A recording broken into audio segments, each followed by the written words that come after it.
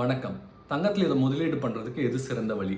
நம்ம எல்லாரும் பெரும்பாலும் பார்த்தீங்கன்னா கோல்ட் ஜுவல்லரி, அதாவது ஆபரண தங்கத்தை தான் விரும்பி வாங்குறோம்.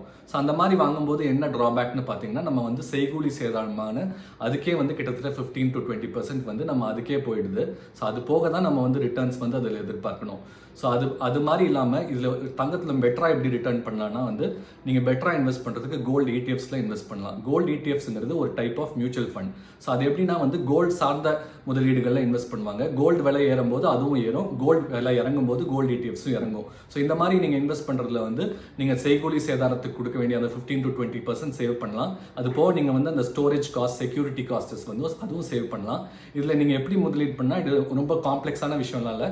பிளைனாக எப்படி நம்ம ஈக்விட்டி மியூச்சுவல் ஃபண்ட்ஸில் லார்ஜ் கேப், ஸ்மால் கேப்பில் இன்வெஸ்ட் பண்ணுறோமோ அதே மாதிரி கோல்டு இடிஎஃப்ஸ்னு இருக்கும். ICICI gold ETF, HDFC gold இடிஎஃப்னு. ஸோ அந்த மாதிரி இதில் நம்ம எய்தர் லம்சம் மொத்தமாக ஒரே தொகையாக போட்டுக்கலாம், இல்லாட்டி குறுகிய அமௌண்ட்டாக எவ்ரி மாதம் ஒரு பர்டிகுலர் டேட்டில் ஒரு 5000 10,000 நம்ம போட்டுக்கிட்டே வந்தோம்னா அந்தந்த தேதிக்கு இருக்க நகையோட விலையில நம்ம இன்வெஸ்ட்மெண்ட் பண்ணிட்டு இருப்போம். நமக்கு எப்போ வேணுமோ அதை விட்ரா பண்ணும்போது ஒரு 2 டேஸ்க்குள்ளே நமக்கு பணம் அந்த அன்னைக்கு இருக்க தங்க வேல்யூவில் நமக்கு வந்துடும். ஸோ இது நமக்கு பெஸ்ட்டான வேலை. இன்வெஸ்ட்மெண்ட்டாக கோல்டு பண்ணுறதுக்கு பெஸ்ட்டான வே கோல்டு இடிஎஃப்ஸ். ஸோ இது மாதிரி கோல்டு இடிஎஃப் மூலமாக நீங்கள் முதலீடு பண்ணணும்னா, மியூச்சுவல் ஃபண்ட்ஸ் மூலமாக இன்வெஸ்ட் பண்ணணும்னா நீங்கள் இந்த வீடியோவில் இருக்க சீட் ஃபினான்ஷியல் சர்வீசஸ் நம்பருக்கு கால் பண்ணுங்கள். நாங்கள் உங்களுக்கு கைட் பண்ணுறோம். தேங்க்யூ.